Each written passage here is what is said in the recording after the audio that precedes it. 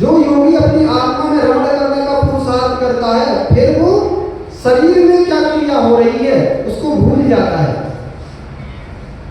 होते हुए भी उस शरीर में वो निवास करते हुए भी ऐसा रहता है कि उसको उस शरीर का भेदन ही नहीं होता है। वो भेदन किसका करता है? मां अपनी निज आत्मा का भेदन करता है। तभी तो आप लोगों ने प्रथमा युग में सुना होगा, ऐसे योगी हुए जिनके ऊपर महान महान उपसर्ग हो गए, लेकिन उन्होंने अपने शरीर की ओर ध्यान ही नहीं दिया। क्यों नहीं दिया ध्यान? क्योंकि वो अपनी आत्मा में इतनी गहराई से लीन हो चुके थे कि शरीर में क्या क्रिया हो रही है उनको उसका भेदन ही नहीं हो रहा था। बाहुबली भगवान की मूर्ति आप देखते हो, मूर्ति आपको कितना बड़ा संदेश दे रही है। बेलें चढ़ी हुई हैं, पक्षियों ने उनके शरीर में घोंसले बना लिए थे, सांप उनके शरीर में घूम रहे हैं, बिच्छू छिपकली उनके शरीर में घूम रहे हैं, तो क्या उनको उसका भेदन नहीं हो रहा था? क्यों नहीं हो रहा था?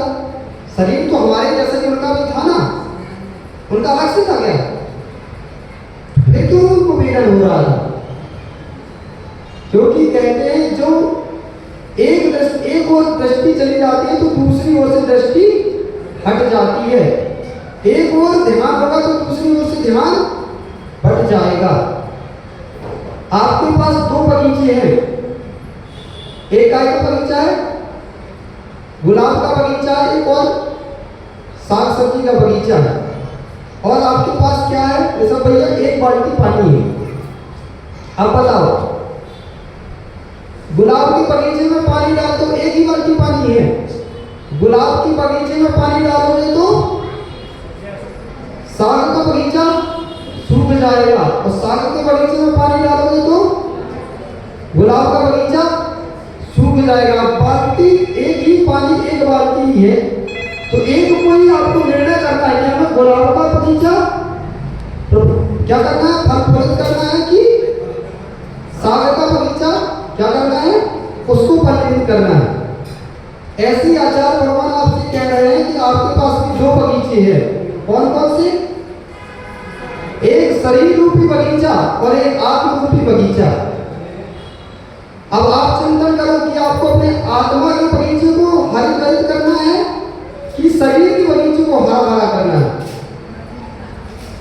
लेकिन ये निश्चित है कि यदि आप आत्मा के बगीचे को हरा भरा करोगे तो शरीर रूपी बगीचा सूखेगा। अभी बहुत सारे लोगों ने 10 उपास किए हो, 5 उपास किए होंगे, तो वो अपने आत्मा के बगीचे को हरित कर रहे थे, तो शरीर देखना 10 दिन बाद क्या हो गया उनका शरीर? सूखा कि नहीं? मुरझाया कि नहीं? तो उन्होंने निर्णय किया है कि नहीं, हमें शरीर की बगीचे की ओर ध्यान नहीं देना। पानी हमारे पास एक बाल्टी ही है, संयम का पानी, त्याग का पानी और निज आत्म कल्याण का पानी उतना ही है। अब चाहे आप अपनी आत्मा में लगा दो उसको, चाहे शरीर में लगा दो। और जो व्यक्ति 24 घंटे शरीर की पोषण में लगा हुआ है, 24 घंटे सजाना, खिलाना, नहलाना, धुलाना, पिलाना, घुमाना, तो उसका शरीर रूपी बगीचा हरा हो रहा है, सुंदर दिखाई देगा आपको, लेकिन उसका आत्मा रूपी बगीचा क्या हो रहा है? सूखेगा कि नहीं? नियम से सूखेगा।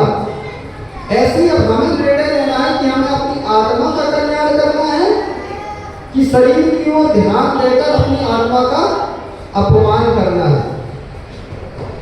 तुम जितना शरीर का सम्मान करोगे, आचार्य भगवान कहा करते हैं कि जो शरीर के सम्मान में लगा हुआ है वो अपनी आत्मा का क्या कर रहा है? अपमान कर रहा है। क्यों?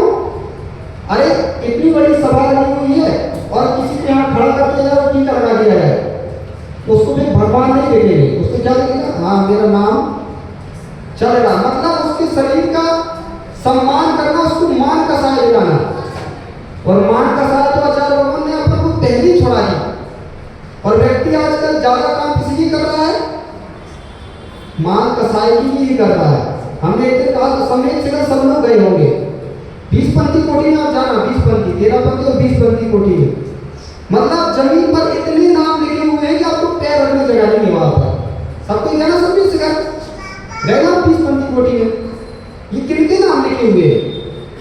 ये मान कसाइयों के नाम लिखे हुए हैं।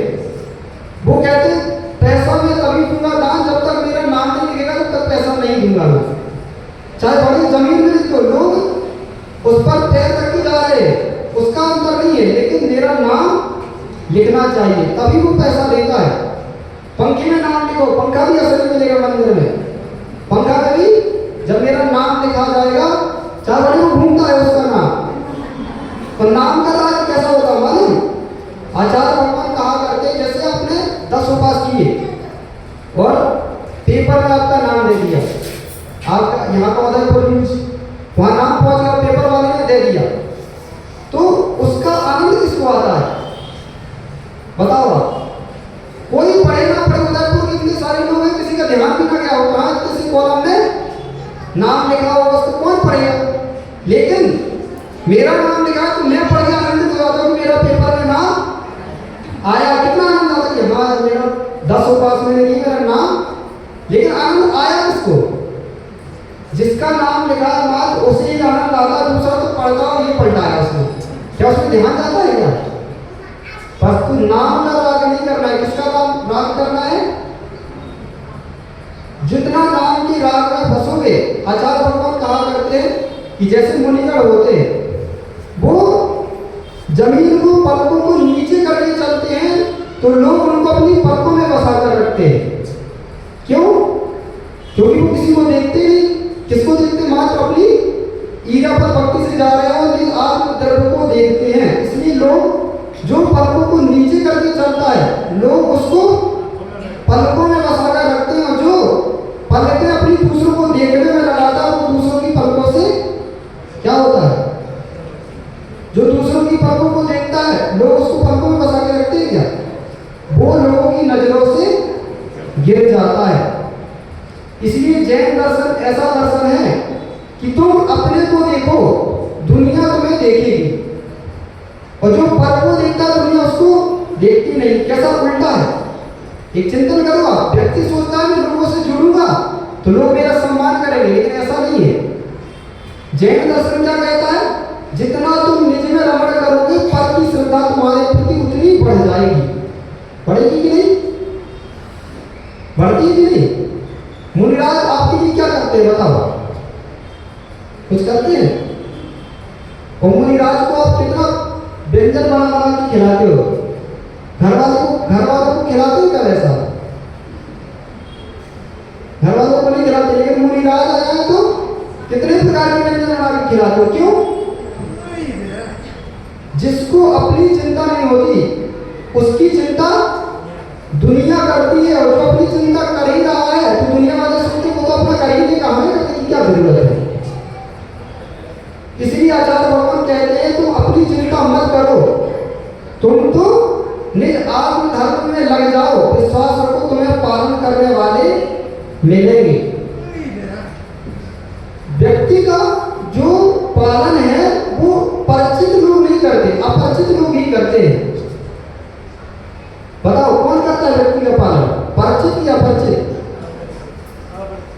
हाँ, जब बच्चे का जन्म होता है, छोटा बच्चा, तो बच्चे का पालन पोषण माँ बाप करते कि नहीं? अब बताओ वो बच्चा और माता पिता का परिचित है कि अपरिचित? परिचित था। पूर्व जन्म में पता नहीं कहां से आया होगा, किस प्रयास से आया होगा, लेकिन पुण्य लेकर इतना आता है कि उसको पालन करने वाले मिलते भी नहीं। उसको चिंता करने की जरूरत नहीं होती कि मेरा पालन कौन करेगा, वो अपना पुण्य लेकर आता है। आचार्य भगवान कहा करते हैं कि व्यक्ति का जीव का पुण्य होता है तो माँ के स्तन में जब बच्चा जन्म लेता है तभी दूध आता है, उसके पहले माँ के आंचल में दूध नहीं होता। तो ये किसके प्रसाद से आया? ये बच्चे का पुण्य का नियोग है जो वो अपने साथ पुण्य लेकर आया है, और उसका जन्म हुआ माँ के आंचल में दूध आ गया। मतलब वो अपनी व्यवस्था लेकर जीव स्वयं आया है, तुमने उसकी व्यवस्था नहीं की हो। तुम ऐसा सोचते हो कि मैंने बच्चे की व्यवस्था की है। इसी का नाम क्या है? कर्ता बुद्धि नाम है इसका। संसार में व्यक्ति दुखी है ना तो इसीलिए दुखी है। क्यों? वो कर्ता बुद्धि में जी रहा है। और कर्ता बुद्धि मालूम कैसी है? कर्ता बुद्धि के लिए बहुत अच्छा उदाहरण तरुण सागर महाराज जी दिया करते थे कि एक बार क्या हुआ, एक बैलगाड़ी जा रही थी और उसमें दो बैलगाड़ी चला रहे थे। तो क्या हुआ, थोड़ी बैलगाड़ी आगे चली कि उसके नीचे स्वान आ गया। तो बैलगाड़ी नहीं चल रही थी, स्वान के नीचे चल रहा था। तो स्वान क्या सोच रहा था कि बैलगाड़ी मैं चला रहा हूँ, और ठीक है उसके सोचने से क्या होता है, लेकिन ऐसी घटनाएं घट जाती है कि जो आप सोच रहे हो वो लगे कि सत्य है। थोड़ा आगे चला कि स्वान ने बैलों से कहा कि मैं बैलगाड़ी चला रहा हूँ। तो बैलों ने कहा कैसा पागल है तू, बैलगाड़ी तो हम चला रहे हैं, तू कह रहा है कि तू चला रहा है। उसने कहा नहीं मानते, उसने कहा नहीं मानेंगे। ठीक है, स्वान ने कहा कि देखना मैं रुकूंगा तो बैलगाड़ी भी रुक जाएगी। ठीक है, उसने कहा चलो देखते हैं। ऐसा होता है कई बार कि जो आप सोच रहे तो शायद वही घटना घट जाती है। और वो थोड़ी आगे चला, स्वान एक बार रुक गया। तो किस्मत से ऐसा ही हुआ कि स्वान रुका, बैल भी रुक गए। तो पुष्टि हो गई उसकी कि हाँ देखा बैलगाड़ी मैं ही चला रहा हूँ, मैं रुका तो बैलगाड़ी रुक गई। बैलों ने कहा यार इसकी बात तो पुष्ट हो गई। फिर थोड़ी दूर चले, फिर ऐसे हुआ, स्वान ने कहा देख दिया ना। उसने बोला कि नहीं इस बार तू करके देख ले, तू रुकेगा लेकिन बैलगाड़ी नहीं रुकेगी।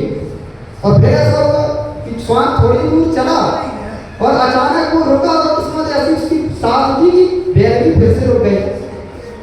अब उसको पूरा 100% भरोसा क्या हो गया कि बैलगाड़ी बैल नहीं चला रहे, बैलगाड़ी कौन चला रहा, मैं ही चला रहा हूं। लेकिन सत्य क्या था?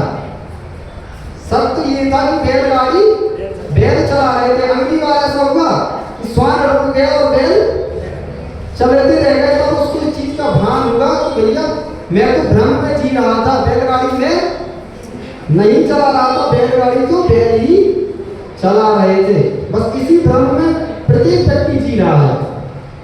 व्यक्ति का सोचता है घर गृहस्थी मैं चला रहा हूं, पति सोचता है मैं ना रहूं तो मेरा घर तो चलेगा ही नहीं, घर का खर्चा ही नहीं निकलेगा। लेकिन जिनके घर में पति नहीं है, पिताजी खत्म हो गए बच्चे के जाने के बाद, पिताजी चले गए, तो क्या बच्चे का पालन नहीं हुआ? तो दुखी व्यक्ति संसार में अपनी कर्ता बुद्धि के कारण ही है। लेकिन जैन दर्शन किसको स्वीकार करता है? कर्ता बुद्धि को नहीं। जैन दर्शन कर्म सिद्धांत को स्वीकार करता है। कर्म सिद्धांत की सबसे ज्यादा व्याख्या किसी दर्शन में है तो वो जैन दर्शन ही है। इससे ज्यादा कर्म सिद्धांत की व्याख्या किसी दर्शन में नहीं। और जो अन्य ग्रंथों में किसी ने लिखा भी कर्म सिद्धांत के बारे में तो जैन दर्शन से ही लिखा है।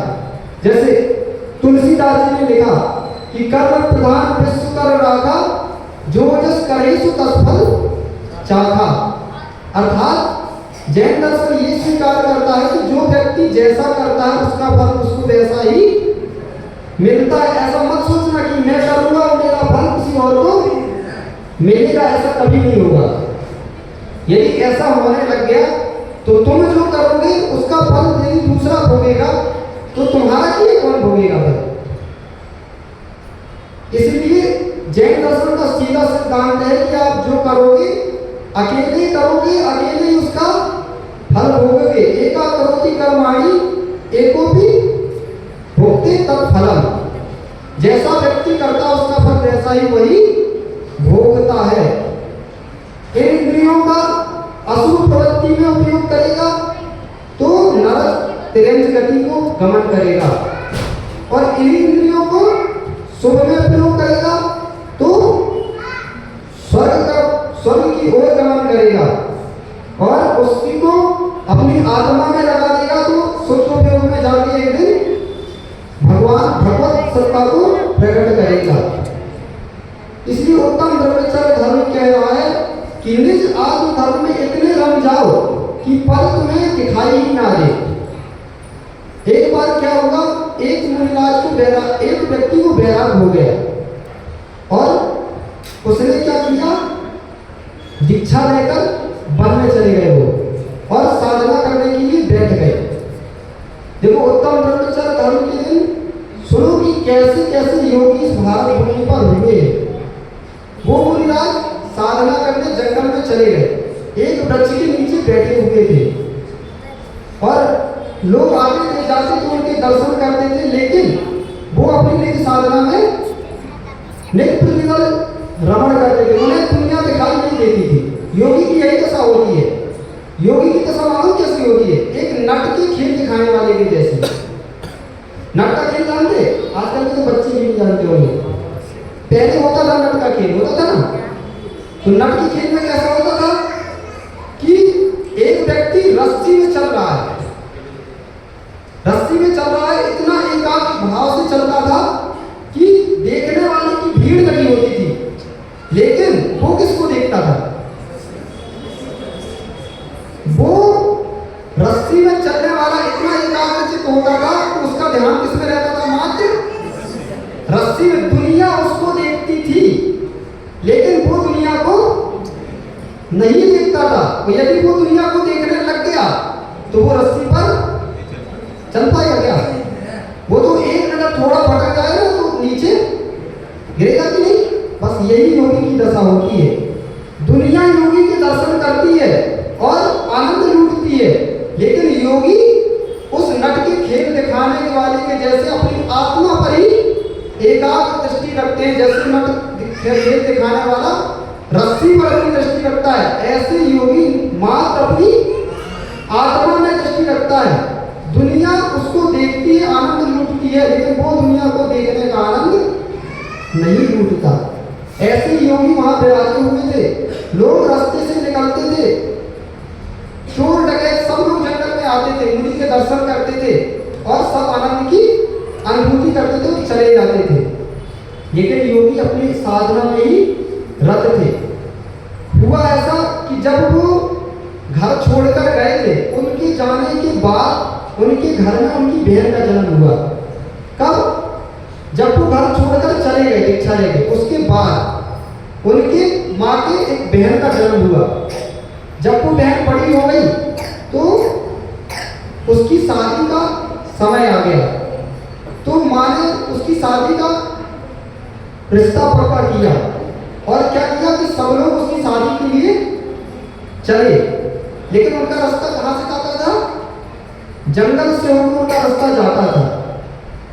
ऐसा हुआ कि माँ ने सारा धन जेवर संपत्ति सब रथ में रखकर अपनी बेटी को बैठा के वो लोग कहाँ चल दिए? अपनी बेटी के विवाह के लिए चल दिए। और रास्ते में जो ही जा रहे थे, जब रास्ता रथ जंगल में पहुंचा तो माँ की दृष्टि कहाँ पड़ी कि मुनिराज पेड़ के नीचे बैठे हुए साधना करते थे। तो आप जब अपरिचित मुनि को देख लेते हो, कभी उदयपुर में आपके महाराज जी आते होंगे, तो आपको कैसी अनुभूति होती है? आप जानते भी नहीं हो महाराज जी को, लेकिन आनंद आता कि नहीं? फिर उस माँ से पूछो जिसका साक्षात बेटा ही साक्षात जंगल में बैठा मिल गया हो, उनको कितनी खुशी हुई होगी कि अरे आज मेरा बेटा वर्षों बाद जो घर छोड़कर निकल गया था, आज भक्त कैसा पुण्य का उदय आया कि मुझे उसके दर्शन हो गए। और वो रथ से उतर के अपनी बेटी को भी लेकर मुनिराज की वंदना करने लगी और अपनी बेटी से कहती कि बेटी देख, ये कौन है? ये तेरे भाई है। जब तेरा जन्म नहीं हुआ था, जब ये घर छोड़कर चले गए थे, तू भी आज अपने भाई के दर्शन कर ले। अब देखो माँ तो माँ होती है, भले मुनिराज बैठे हो, लेकिन किस दृष्टि से देखती है कि मेरा बेटा बैठा हुआ, ममत्व दृष्टि से ही देखती है। तो महाराज ने तो ध्यान दिया नहीं, उन्होंने नमस्कार किया, आदर सत्कार किया, प्रणाम किया, लेकिन महाराज तो अपने ध्यान में लीन थे। लेकिन माँ का मातृभाव बढ़ा, तो उन्होंने बोला कि बेटा मैं तेरी बहन की शादी करने के लिए जा रही हूँ, बस तू इतना आशीर्वाद दे कि अब हम जंगल के रास्ते से जा रहे हैं, कोई विघ्न नहीं आना चाहिए और निर्विघ्न तेरी बहन की शादी हो जाए। लेकिन अब जो मुनिराज बन गया, उसके लिए क्या बहन, कौन माता, उनने तो ध्यान ही नहीं दिया और वो आगे माँ ने सारा शब्द बोल के और निर्विघ्न होकर आगे बढ़ गई। लेकिन उनने पूछा भी, माने मुनिराज से पूछा भी कि हम जंगल के रास्ते जा रहे हैं, यहाँ कोई डकैत चोर तो नहीं मिलेंगे। लेकिन महाराज ने कुछ बोला नहीं। जबकि हुआ ये था कि जब माँ नहीं आई थी उसके पहले उस जंगल में डाकू लोग आए थे। सुबह सुबह डाकू लोग आ गए और उन्होंने देखा कि एक साधु पेड़ के नीचे बैठा हुआ है। तो डकैतों ने क्या किया, जो सरदार का मुख्य धर्मात्मा था, दूसरे डकैत बोले, अरे महाराज क्या हुआ, सरदार अपना देह ही खराब हो गया। शुरू में सुबह सुबह इस नंगे के दर्शन हो गए अपन को। देखो अपने अंदर श्रद्धा है तो अपन को मुनिराज दिखते हैं, लेकिन जिसकी श्रद्धा नहीं उसके लिए क्या है, मात्र एक नग्न पुरुष ही है। तो लेकिन सरदार धर्मात्मा था, उसने बोला कि नहीं, पागल हो क्या, ये साधु परमात्मा है, इनके दम पे ये भारत भूमि टिकी हुई है, इनके तप त्याग की महिमा है जो दुनिया शांति का जीवन जी रही है। आप सोचो जैन धर्म, आप लोग कहने लगते हैं ना कि जैन धर्म की क्या बात है, साधु लोग क्या कर रहे हैं, साधु लोग जो कर रहे हैं ना वो विश्व में कोई नहीं कर रहा है। यदि साधु की व्यक्ति बात मानने लगे तो जो युद्ध हो रहे हैं होंगे क्या? लोग कहते हो कि आप लोगों से भी कहते हो तुम्हारे साधु करते क्या है, खाते तो है दिन भर रहते हैं, लेकिन उनको पता नहीं है उनके उपदेश देने से कितने लोग अपने पापों का त्याग करते हैं, व्यसनों का त्याग करते हैं, वो देश की उन्नति में अपना सहयोग दे रहे कि नहीं है क्या? यदि उन्होंने एक व्यक्ति को चोरी करना छोड़ा दिया तो क्या पुलिस की सहायता नहीं की? एक व्यक्ति कत्ल करता था, दूसरों को मारता था, उसकी हिंसा छोड़ा दी तो क्या उन्होंने देश के हित में सहयोग नहीं दिया? तो आप चिंतन करोगे ना तो जैन साधु का जितना देश के उन्नति में सहयोग उतना सहयोग किसी का नहीं है। क्यों? क्योंकि उनके उपदेश मात्र से ही जीव क्या करता है, अहिंसा सत्य अचोर, अहिंसा सत्य अचोर ब्रह्मचर्य और परिग्रह प्रमाण आदि व्रतों का पालन करता है उनके उपदेश से। यदि वो उपदेश ना दे तो लोग ये संयम ग्रहण ही ना कर पाए। तो साधु ने, सरदार ने कहा कि इनको अपशब्द मत कहो, इनकी विनय करो, सब प्रणाम करो, विश्वास रखो, साधु के दर्शन मात्र से दिन अच्छा होता है, और विश्वास रखो आज अपन को कुछ अच्छा लाभ होने वाला है। क्यों? सुबह सुबह अपन को साधु के दर्शन हो गए और सबने साधु को प्रणाम किया और आगे निकल गए। देखो ये योगी की लीलता, उनको पता था कि थोड़े समय पहले ही इस रास्ते से कौन गए हैं, डाकू लोग गए हैं, और साक्षात उनकी माँ और बहन उनसे पूछ रही है। अब सोचो, अब ये चिंता योगी का, ये होती है वैराग्य दशा, जिससे राग था पूर्व छोड़ के चले गए, अब रिश्ता उनके लिए रिश्ता, वो पीछे मुड़ के नहीं देखते कि कौन मेरी माँ है कौन मेरी बहन है। यदि उसको ही देखते रहेंगे तो फिर मेरी आत्मा क्यों कैसे देख पाएंगे? तो उनने तो कुछ बोला ही नहीं, साधु भी चले गए और उनकी माँ और बेटी भी चली गई, लेकिन वो तो अपने ध्यान में ही लीन थे। और जैसे ही माँ थोड़ी आगे बढ़ी कि वही कौन, वही डकैत उनको मिल गए और उनको घेर लिया। तो सरदार क्या कहता है कि देखा, मैंने कहा था ना, आज सुबह अपन को साधु के दर्शन हुए, आज जरूर कुछ ना कुछ अच्छा लाभ होने वाला है। देख कितना माल अपन को मिल गया। मतलब उनके रथ में तो सोने चांदी जवाहरात सब रखे हुए थे। क्यों?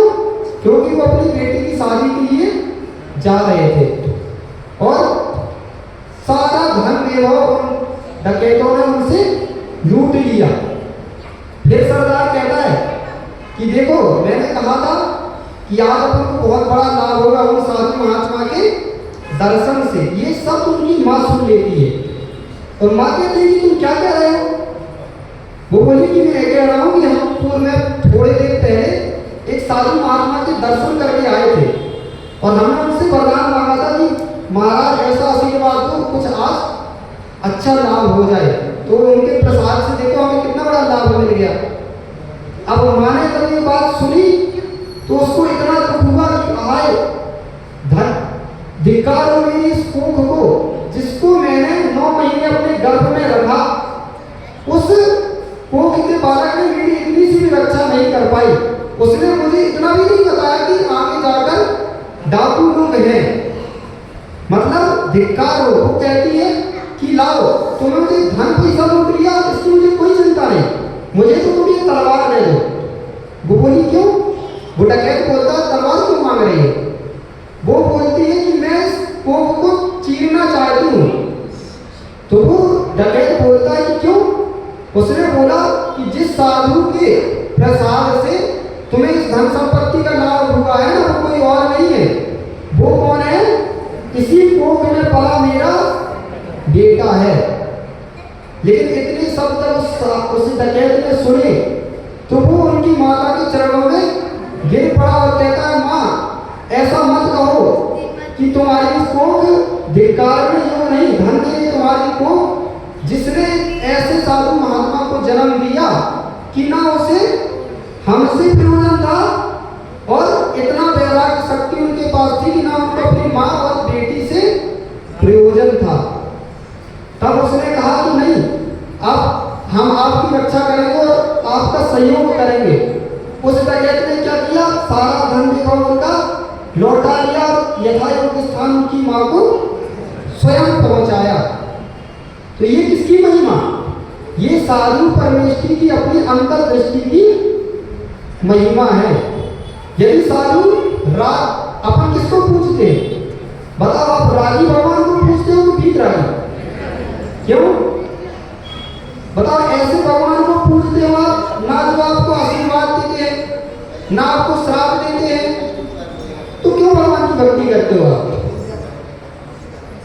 यही जैन दर्शन की महत्ता है कि जैन दर्शन वीतरागी भगवान की भक्ति करता है। ना वो अपनी स्तुति करने से प्रसन्न होते और ना तुम कितनी भी निंदा उनकी कर दो, ना आपसे बैर धारण करते। और जो रागी ऋषि देवता होते ना, देवी देवता, यदि उनकी थोड़ी सी अपने आप से हो जाए तो आपके घर को ही संभुत नाश कर देते हैं वो। तो इसीलिए हम रागी ऋषि परमात्मा की भक्ति नहीं करते। आचार्य भगवान भट्ट अकरंग स्वामी ने स्वरूप संबोधन ग्रंथ लिखा। कौन सा? स्वरूप संबोधन। उसमें हमने एक बात लिखी, हम आपसे पूछते हैं, आप मुक्त परमात्मा की वंदना करते हो कि अमुक्त परमात्मा की? क्यों? बताओ बताओ, मुक्त परमात्मा की वंदना करते हो कि अमुक्त है? मुक्त की अमुक्त? अमुक्त की नहीं करते तो माँ तो कहेगी मुक्त की करते हैं, हाँ? परमात्मा की बात हो रही, भगवान। कौन से भगवान को तुम मानते हो, मुक्त को कि अमुक्त को? क्यों अमुक्त को क्यों मानते हो? क्योंकि अभी तो वो प्रेजेंट ही नहीं है ना जो मुक्त हो गए, अमुक्त हमें उपदेश दे रहे हैं। परमात्मा की बात करें जो मोक्ष से चले गए, सिद्ध भगवान मान लो।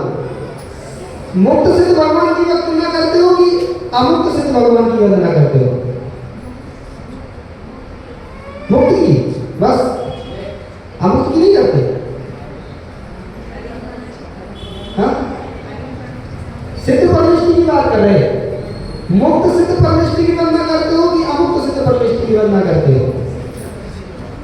अगर वो स्वरूप संबोधन ग्रंथ आपने पढ़ा हुआ था ना, तो आपको 1 मिनट में जवाब मिल जाता। उसमें आचार्य भगवान भट्ट स्वामी ने पहले सूत्र में लिखा, क्या लिखा? मुक्ता मुक्ते रूपो या कर्म भी संविदा देना अक्षयम परमात्मानं ज्ञान मोतिम नमामितम। क्या कह रहे हैं? मुक्ता मुक्ते रूपो या कर्म भी संविदा देना। यदि आप कहो कि हम मुक्त परमेष्ठी, मुक्त सिद्ध भगवान की वंदना करते हैं, तो क्या वो शून्य है क्या? सबसे मुक्त नहीं करते, सबसे मुक्त है क्या मुक्त भगवान? जो सिद्ध भगवान है सबसे मुक्त है क्या? अमूर्ति की, अमुक्त नहीं, मुक्त की बात हो रही है। मुक्त की अमुक्त, तो मुक्त किससे? कर्मों से मुक्त। कर्मों से मुक्त है, लेकिन गुणों से युक्त है कि नहीं है? गुणों से युक्त है, गुणों से अमुक्त है कि नहीं?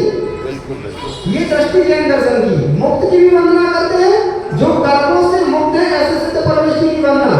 लेकिन जो कर्मों, जो गुणों से युक्त है, यदि तुमने कह दिया मुक्त की ही वंदना करते, तो गुणों से भी मुक्त हो गए, फिर क्या बचेगा? उनका अस्तित्व ही खत्म हो जाएगा ना, अस्तित्व रहेगा कि नहीं? अन्य का यदि गुणों से ही तुमने अमुक्त मुक्त कर दिया तो फिर सिद्ध परमेष्टि बचे कौन? इसीलिए हम किसके कर्मों से मुक्त सिद्ध परमेष्टि की वंदना करते हो, गुणों से अमुक्त सिद्ध परमेष्टि की वंदना करते हैं। इसलिए मुक्ता मुक्त सिद्ध परमेष्टि की वंदना हम करते हैं।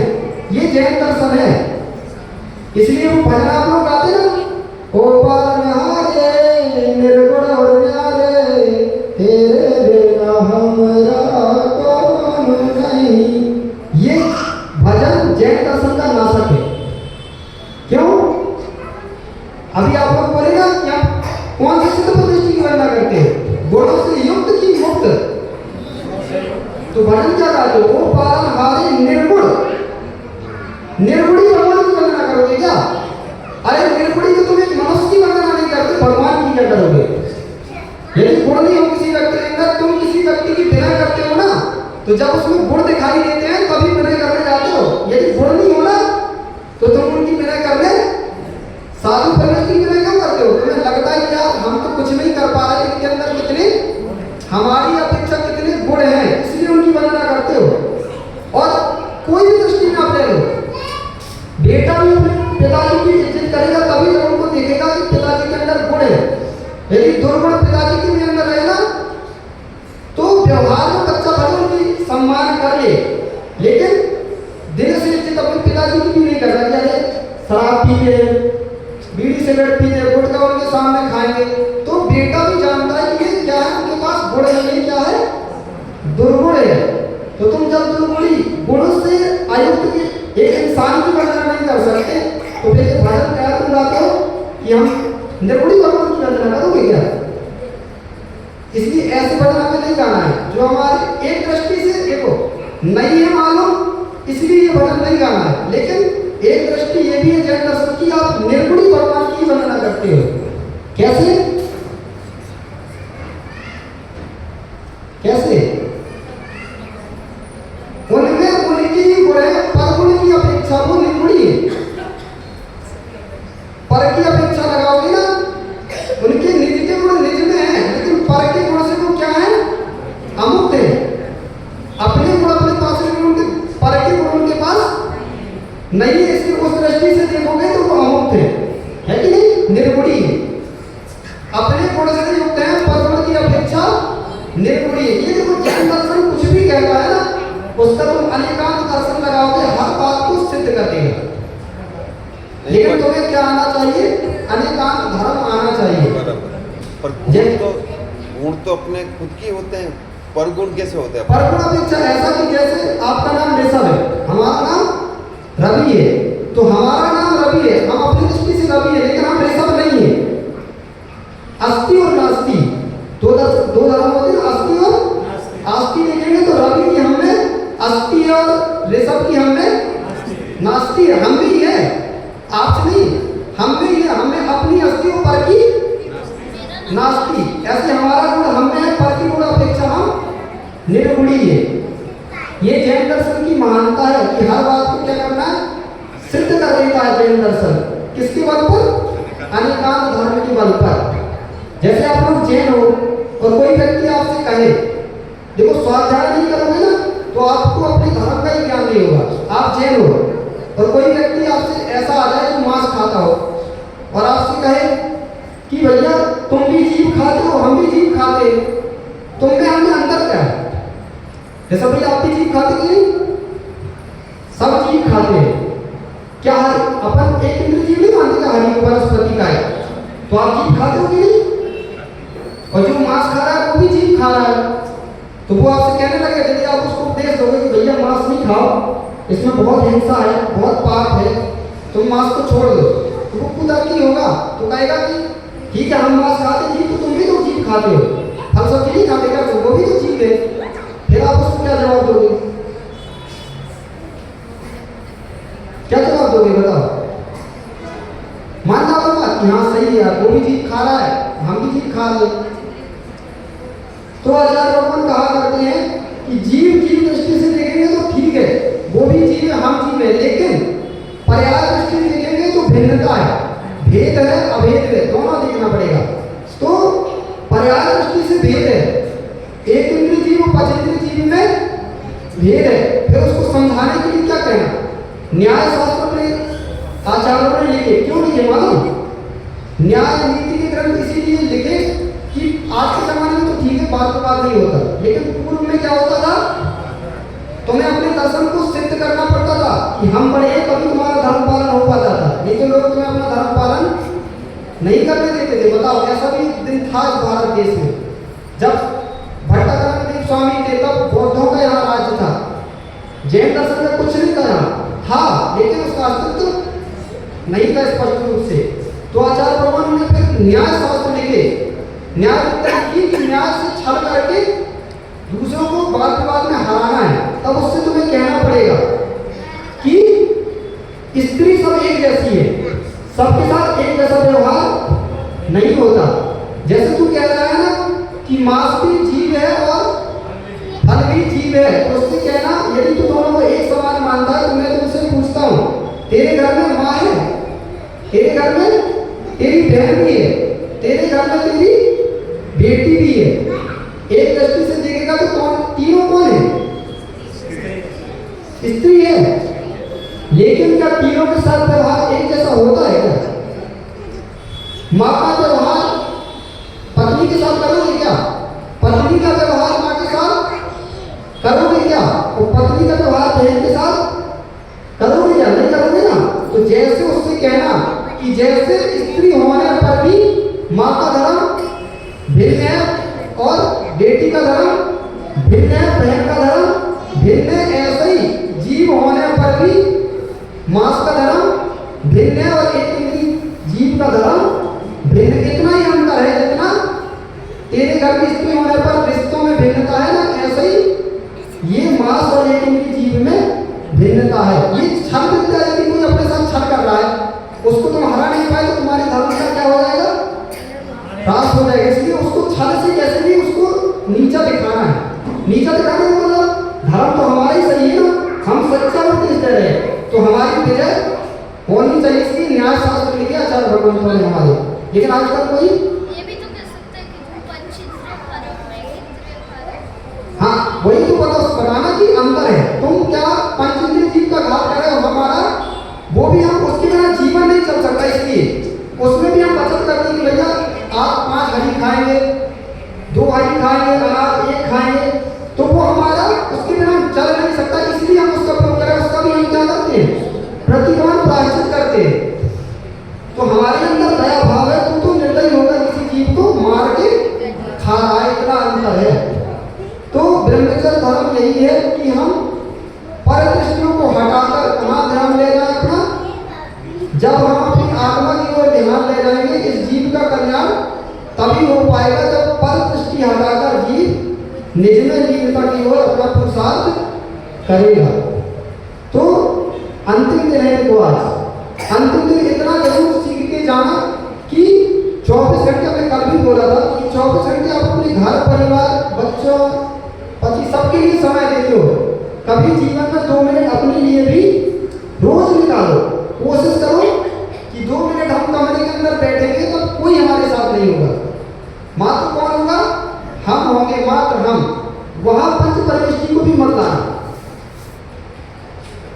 मतलब ये सोचना, अपने बारे में सोचना, अपनी आत्मा के बारे में सोचना, वहां भगवान के बारे में भी मत सोचना। तब तुम्हें रियल अपनी आत्मा का, अनुभूति का पता चलेगा कि मैं क्या हूं। लेकिन कभी आदमी अकेले बैठता ही नहीं, कभी बैठते ही आप लोग अकेले घर में बैठे तो और लगता है कि बोरे हो रहा, किसी को फोन करके और बोला लोग कि आ जाओ, कोई नहीं आज बात करने के लिए। लेकिन सोचो तुम्हें अकेले रहने की आदत नहीं, तो यहाँ मत रहो अकेले, फिर नरकों में जाके अकेले रहना पड़ेगा। वहां तुम्हारा कोई साथी नहीं रहेगा, वहां रहेगा कोई, वहां कोई बातें करने नहीं आएगा तुम्हारे साथ। यहाँ तो तुम बोला नहीं तो फोन करके आओ भैया, कोई आज कोई नहीं है मेरे घर में, 2 घंटे के लिए आधा टाइम पास हो जाएगा। लेकिन नरकों में कोई आएगा क्या? एक छोटी सी बात बस, आचार्य भगवान कहा करते हैं कि अपन आत्म कल्याण के लिए यदि धर्म कर रहे हैं तो सबसे बड़ा धर्म पता है क्या है आपको? वो भूमि या जीव होता है। हम आपको ऐसी विद्या बता रहे हैं, आपको समझना कि नहीं, सबको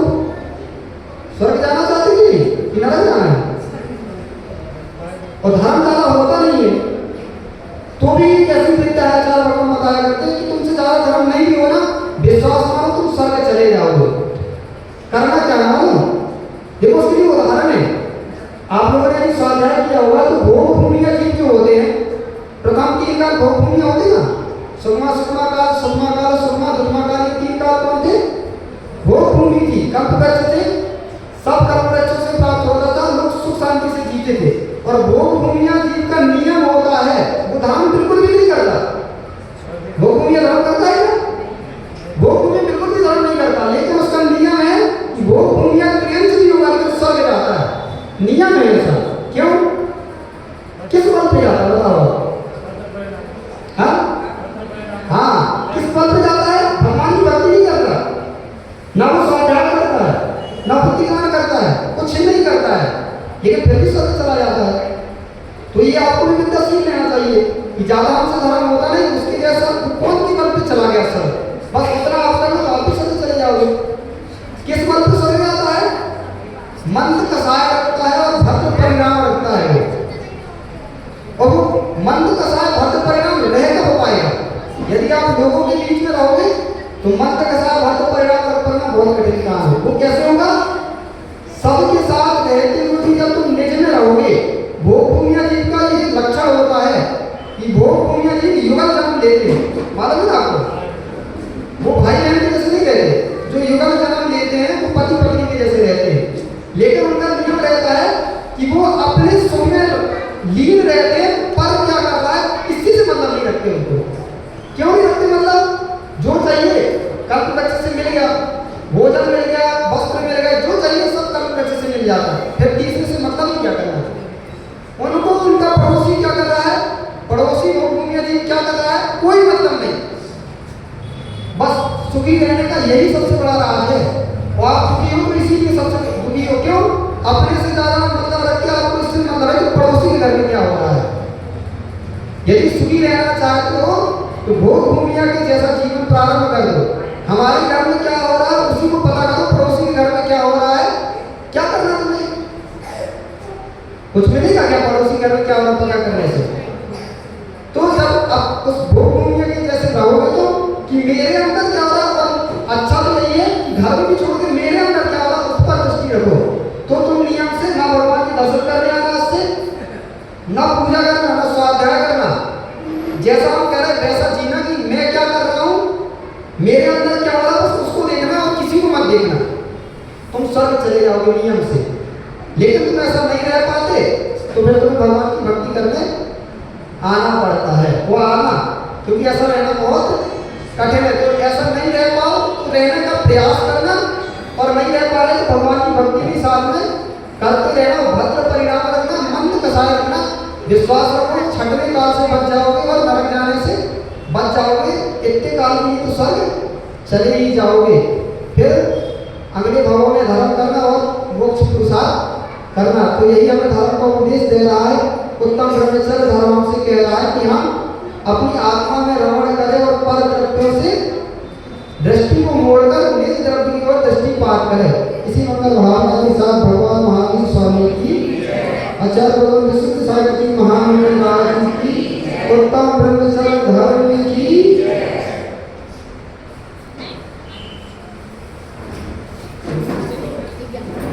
जावाई के ज्ञान से सूझे लोकालो, सो पारे कस करो सवारे कहूँ हे जिनवाणी भारती कोई न पूजन में, जो तेरा शरण रहे सो पावे सुख छे।